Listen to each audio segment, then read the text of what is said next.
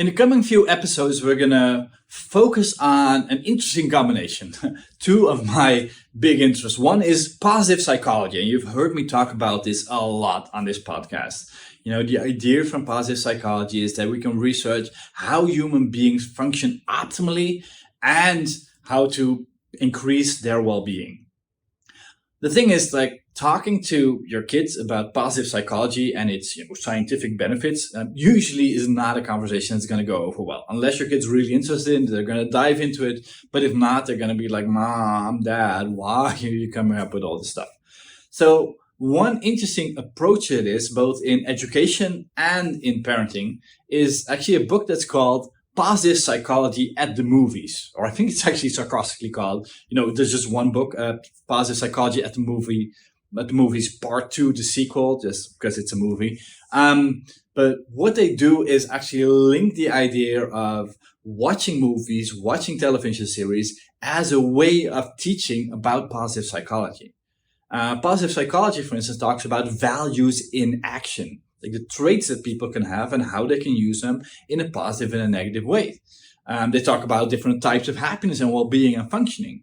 And that really becomes very theoretical, abstract, and conceptual. And that makes it hard to work on it with kids. But when you link it up with concrete examples, it becomes so much more interesting. Like if in school you're trying to talk to kids about different qualities that people can have, and that even people who might be quote unquote evil or bad people still have qualities, it becomes a completely different conversation if you have a bunch of kids that are really, really enthusiastic about the Harry Potter series and have read all the books and watched all the movies, and you ask them, list out, the character strengths and maybe even weaknesses of Harry Potter and Draco Malfoy. What are Draco's strong sides? What are Draco's, maybe weaker sides? What could he work on? And talking about the idea of, having potential. Harry has potential as a wizard, but it's completely unstructured and organized. But by putting him into wizarding school, he learns to challenge this information. He challenges this energy in a positive way, which is kind of the same as, developing your intelligence or developing skills.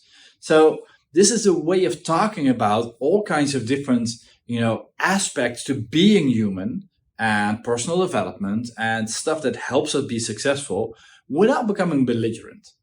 And, in general, biographies are an interesting way of doing that because it forces you to reflect on life. It basically is, psychoeducation that we talked about before, but added to real life and linked in with real life. So what I'm going to do is actually share a bunch of series that I've really enjoyed, but also that have had really concrete lessons about giftedness and about being smart and about being different than other people. And maybe a lot of parents will have seen them, but watch them with your kids. And some might be a little bit older, but this might be a way to have a bonding experience. Get out the popcorn and really make this a family activity or family thing. Once a week we'll watch something, and then we'll have dinner afterwards, and we'll talk a little bit about what happens.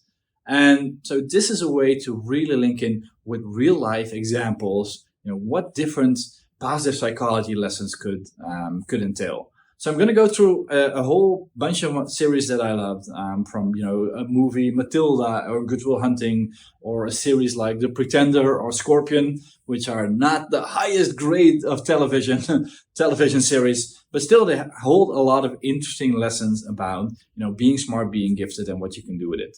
So I hope this provides some inspiration for you to either rewatch those series, watch those series with your kids, and do the same reflections on giftedness. And otherwise, you can, just listen to me be enthusiastic about different series and find out what lessons I found in them and how you can apply those in your life. So, exercise for you is think about a movie that really touched you, that made a difference for you, and that you actually learned something about. And, think about, is this a movie I could watch together with my kids in a valuable way? Even like Disney movies, they all have a lot of morals and lessons and stuff like that you could talk about. So how could you leverage the power of movies even more?